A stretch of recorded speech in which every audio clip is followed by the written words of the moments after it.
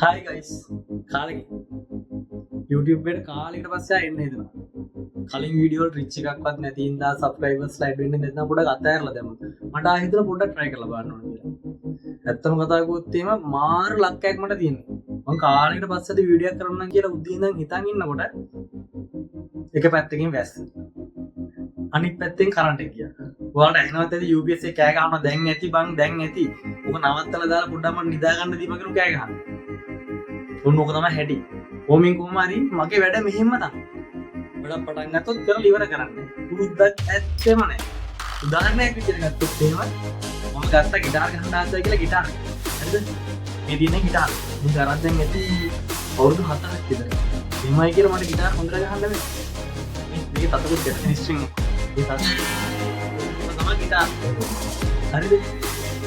ඒක අතර මම පුරුද්දක් කරනවා ජොබ් එක ගන්න පටියෙන් පොත් ගන්න. හරිද? අතර ගන්න පුළුවන්. සාමාන්‍ය මොටිවේෂන් වලට වැදගත් වෙයි කියලා හිතන පොත් තමයි මේ තියෙන්නේ. හරිද? මේ පොත් ගත්තට කියවන්නේ. අරන් පැත්තක ලස්සනට තියන්.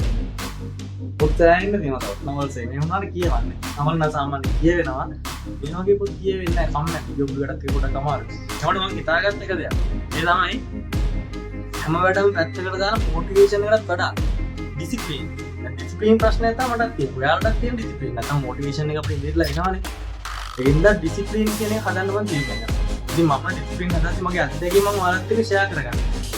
මට ලැබෙන අත්දැකීම් මම ෂෙයා කරගන්නවා. කොච්චර අමාරුද මේ දේවල් කතා කරන්න. ඊට මොකද පොත්වල තියෙන කරුණු ඔයාලත් එක්ක ෂෙයා කරගන්නවා. ඉතින් මාත් එක්ක ඉස්සරහට කැමති නම් ඔයාලා මගේ YouTube channel එක subscribe කරලා තියාගන්න.